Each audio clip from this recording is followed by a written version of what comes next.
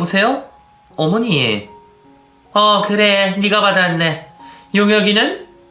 지금 씻고 있어요. 결혼식 마치고 많이 피곤하셨죠? 뭐 한두 번 한 것도 아니고. 그나저나 너희 피임할 거니? 시모의 질문에 저는 말문이 턱 막혔습니다. 그리고 몇 초간 아무 말도 하지 못했어요. 얘는 어른이 물으면 대답을 해야지. 꿀먹은 벙어리야? 혹이라도 피임할 생각 말아라. 얼른 내가 져야지. 용혁이한테도 그렇게 전하고. 그럼 끝낸다. 정말 경악을 금치 못했습니다. 그 정도면 집착 아닌가요? 저도 참을 수 없이 화가 나서 남편에게 말했어요. 어머니가 피임하지 말라고 전하셨어. 뭐? 아이, 엄마도 참. 나 너무 부담돼. 어머님은 마치 나를 애 낳는, 아니, 아들 손주 낳는 기계로 생각하시는 것 같고 인간으로서 존중받는 느낌이 하나도 안 들어.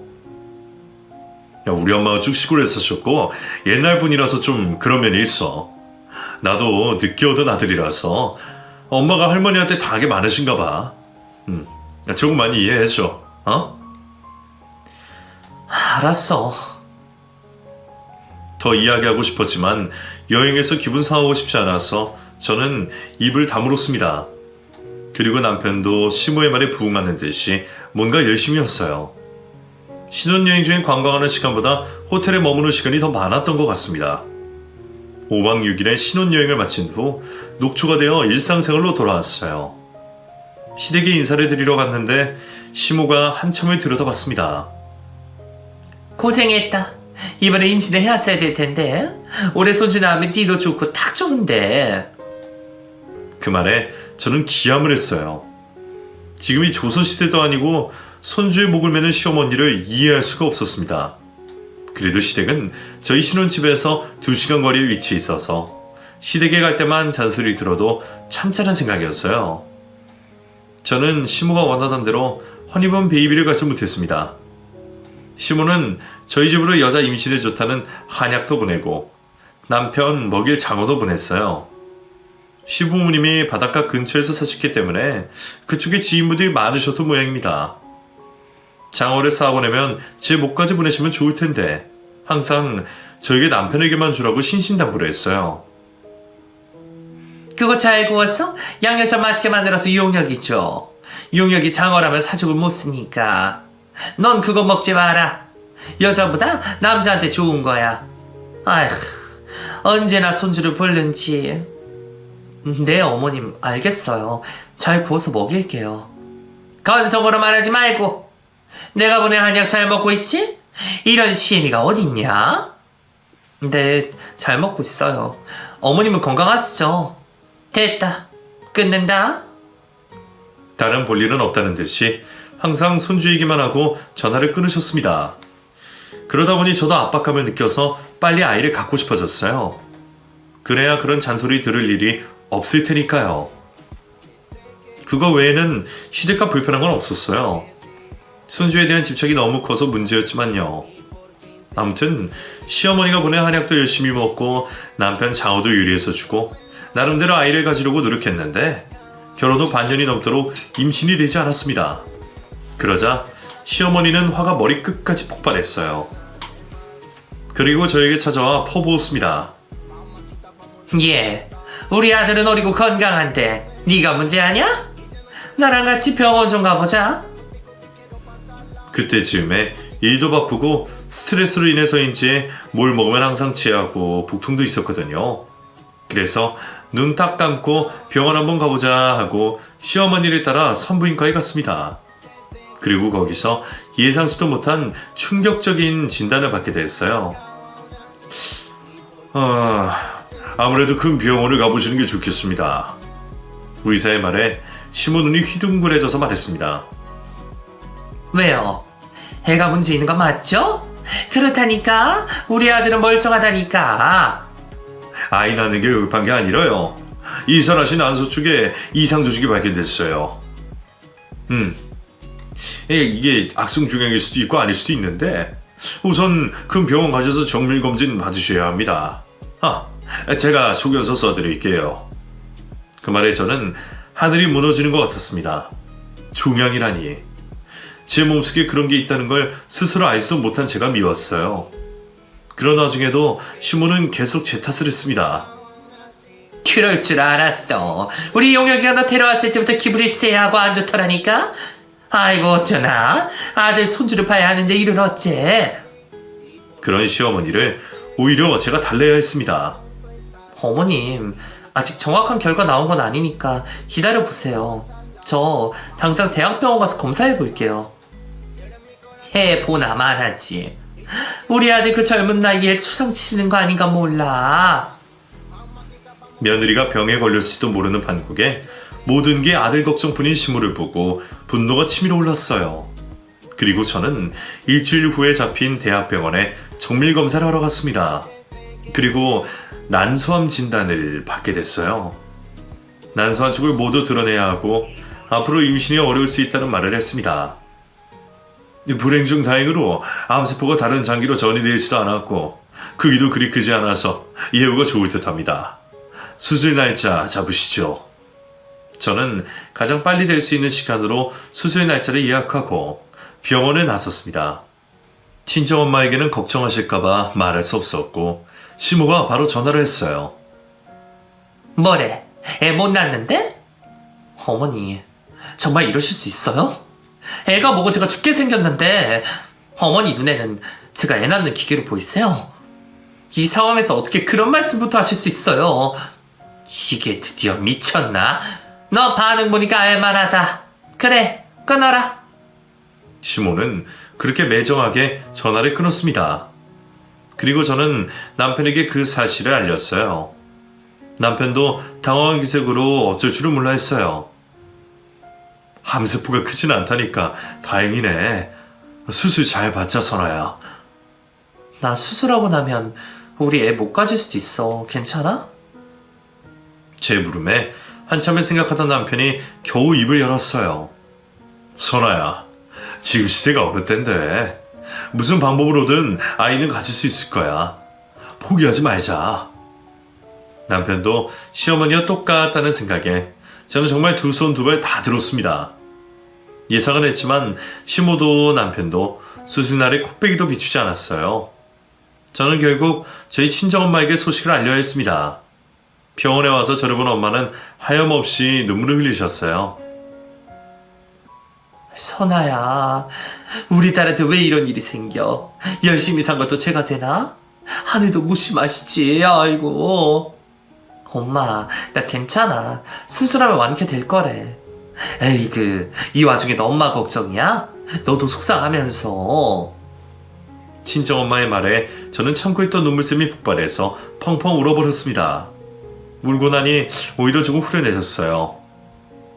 엄마 여기서 기도할 거니까 수술 잘 받고 나와. 진작에 엄마한테 말하지. 엄마. 그렇게 저는 수술실에 들어갔고 눈을 뜨니 회복실에 있었어요. 의사는 수술이 아주 잘 됐다고 말했습니다. 이번 기간 동안 의사는 희망적인 이야기도 해줬어요. 난소 하나라도 임신 성공하는 케이스가 많아요. 그러니까 그런 부분에 너무 부담 느끼지 마시고 본인 건강이 최우선이니 매달 외래 진료 보러 오시고요. 네, 감사합니다, 선생님. 수술하고 병원에 입원한 내내 겨우 전화만 몇 통하고 병원에 오지도 않은 남편이 원망스러웠어요. 제가 퇴원하고 집에 가자 남편이 저를 대하는 태도는 180도 달라져 있었습니다. 마치 처음 보는 사람처럼 대면대면 하더라고요. 왔어? 살이 많이 빠졌네. 수술 잘 됐는지 안 궁금해? 잘 됐겠지 뭐. 요즘 회사에 일이 생겨서 바빴어. 또 나가봐야 할 것 같아. 쉬고 있어. 출근은 언제부터 해? 출근? 지금 그게 궁금해? 아무리 바빠도 병원에 와줄 시간이 없어? 그게 말이 돼? 제 말에 남편은 인상을 잔뜩 찌푸리고 아무 말 없이 문 밖을 나섰습니다. 그날 이후로 남편과 저는 각자의 일에 매달렸고 부부로 같이 살고는 있지만 룸메이트 그 이상도 이하도 아니었습니다. 시모는 제 수술 후에 꼴도 보기 싫다며 명절에도 오지 말라고 선전포고를 해뒀어요. 그래서 설이 출석이는 남편은 남편의 집에, 저는 제 친정에 갔습니다. 이혼하는 부부들을 볼 때면 왜 저렇게 참고 살았나 한심할 때도 없지 않아 있었는데 막상 제가 그런 상황이 되니까 이혼하자는 말이 쉽게 입 밖으로 나오지 않았어요. 저희 친정엄마는 제 상황을 알고 본인 탓을 하셨습니다. 내가 그때 그렇게 결혼정보업체에 등록하고 난리치지 않았으면 우리 딸이 이런 대우를 안 받았을 텐데 내 잘못이다. 다 내 잘못이야. 엄마, 그런 말씀하지 마세요. 그럼 나도 속상해. 지금은 나도 일이 바쁘고 용혁 씨도 인사고과 평가가 안 좋게 나와서 힘든 모양이야. 다 지나갈 테니까 너무 속상해 말아요. 그랬으면 좋겠네. 엄마를 안심시키기 위해 그렇게 말했지만 남편과 저는 쇼윈도 부부였습니다. 부부동반 모임이 있을 때만 같이 가서 사이 좋은 티를 냈거든요. 그러고 집에 오면 너무 허무해서 제가 먼저 남편에게 대화를 시도했습니다. 하지만 남편은 피곤하다며 제 말을 무시했어요. 남편과 저는 마주치면 식사는 같이 했지만 서로에 관한 이야기를 나누진 않았습니다. 그저 빨래나 설거지, 요리 같은 집안일에 대한 이야기만 했어요. 그렇게 쇼윈도 부부가 익숙해진 채로 3년이란 시간이 지났습니다. 남편은 그 나이 또래면 과장이 될 법도 한데 만년대리에서 벗어나지 못하고 있었어요. 그래서인지 집에도 잘 들어오지 않고 매일 술을 마시는 것 같았습니다. 그런데 여름부터 사람이 갑자기 활기가 생기더라고요. 무슨 좋은 일 있어? 무슨 좋은 일? 새삼스럽게. 당신 장모님 댁 갈 거지? 나 이번 추석 연휴에 쭉 우리 집에서 지내다가 올 거니까 당신도 마음대로 해. 남편은 한 달이나 남은 추석 연휴에 대한 이야기를 꺼내며 어색하게 말을 하고 출근을 했습니다. 그때쯤엔 저도 될 대로 되라 포기한 심정이었어요. 그렇게 추석 전날 남편은 시댁으로, 저는 저희 친정으로 갔습니다. 엄마와 저는 제사를 따로 지내지 않았기 때문에 명절 때마다 여행을 갔어요. 일본에 온천 여행을 가기로 해서 비행기표와 호텔 예약까지 다 해둔 상태였습니다. 그런데 추석 당일날에 뜬금없이 남편에게 전화가 왔어요. 여보세요? 잠깐만. 엄마 바꿔줄게. 예, 지금 우리 집에 와라 당장. 네? 저 일본 가기로 했는데요. 일본? 팔자 좋네. 우리 아들은 저 나이 될 때까지 자식 하나 없는 놈 만들더니 그러려고 암수를 했구나. 오랜만에 통화했는데도 몰상식한 건 여전하더라고요. 뭐 급한 일 있으신 거예요? 급해. 너한테 소개해줄 사람도 있고. 군말 말고 당장 와. 그날 저녁 비행기였기 때문에 저는 엄마에게 금방 다녀오겠다고 하고 바로 시댁으로 달려갔어요. 대체 무슨 일로 부르는 건지 궁금하기도 하고 두렵기도 했습니다. 3년 만에 시댁에 들어섰는데 다들 왁자지껄 웃고 떠드는 소리가 들렸어요.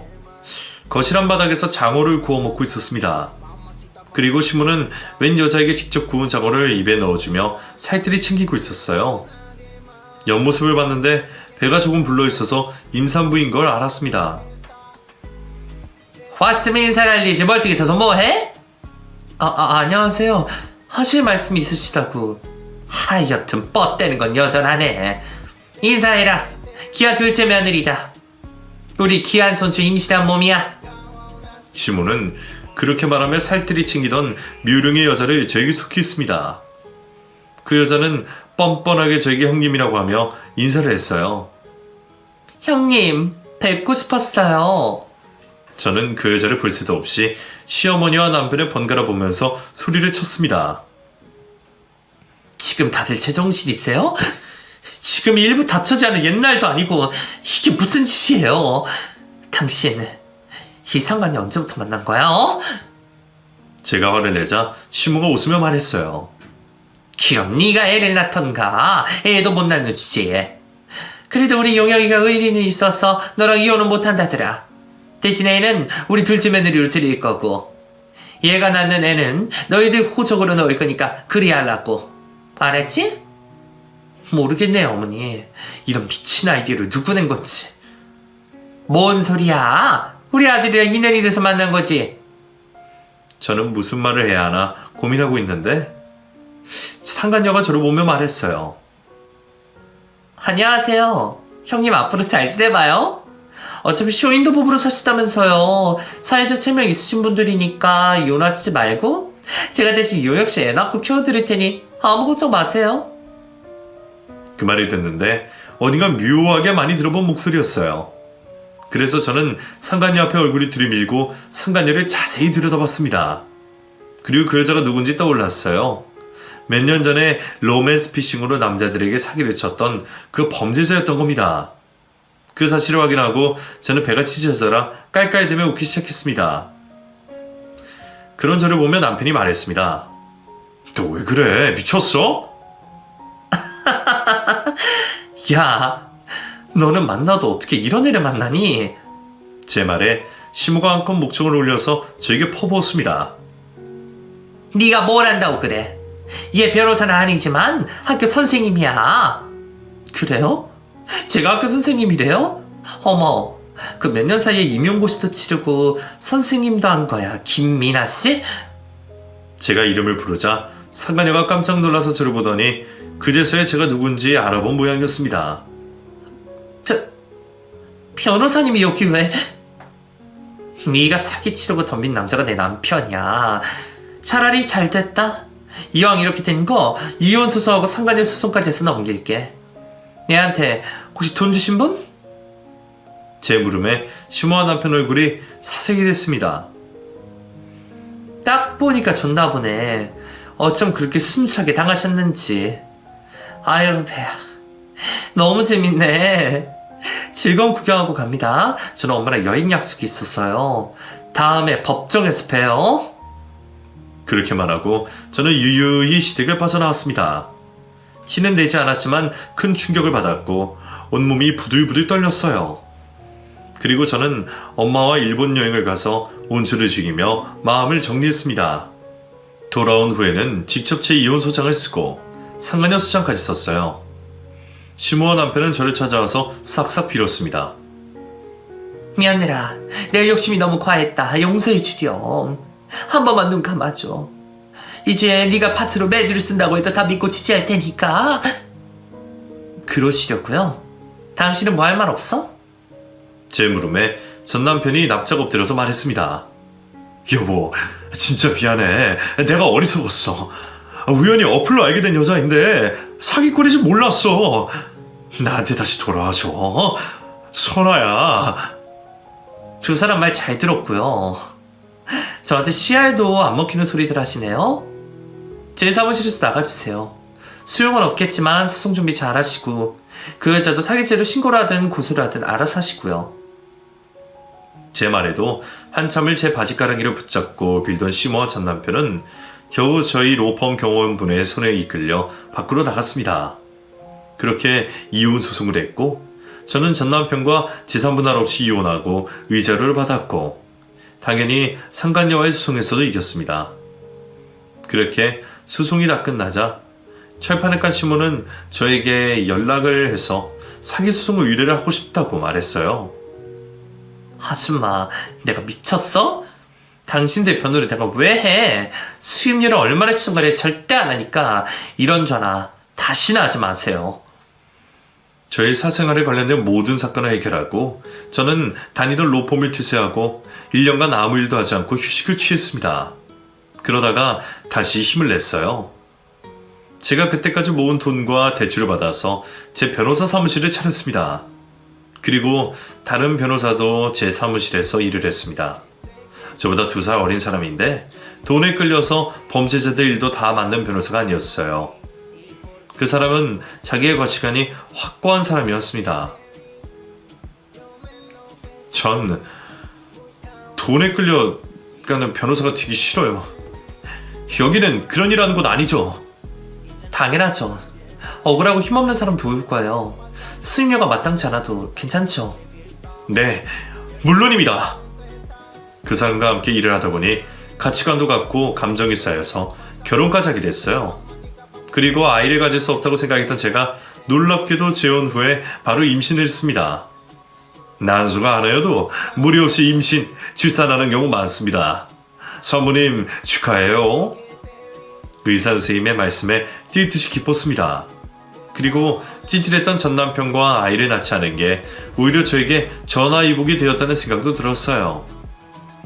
저희 부부는 슬아의 아이 2을 두고 있습니다. 첫째는 딸이고 둘째는 아들이에요. 첫째가 지금 5살이고 둘째가 3살입니다. 아이들을 보면 피로가 싹 가신다는 말을 이제야 알겠어요. 가정적이고 일 잘하는 남편과 눈에 넣어도 아프지 않을 자식들과 지금은 행복하게 살고 있습니다. 가끔 과거 일이 떠올라 괴로울 때가 있는데 여러분에게 이렇게 털어놓으니 속이 후련하네요. 전 남편은 결국 그 상간녀 사기꾼년에게 속아서 그 여자랑 지원까지 했고 결국 상간녀가 낳은 애는 본인 아이가 아니라는 사실에 이혼까지 했다고 들었습니다. 지금도 가끔씩 전시모와 전 남편을 생각하면 정말 치가 떨려요. 오늘을 계기로 모든 앙금 다 털어내고 그 인간들 머릿속에서 싹 지우려고 합니다. 그리고 현재 제 가정과 일에 충실하게 살겠습니다. 여러분, 귀한 시간 내셔서 제 이야기 끝까지 들어주셔서 정말 감사해요.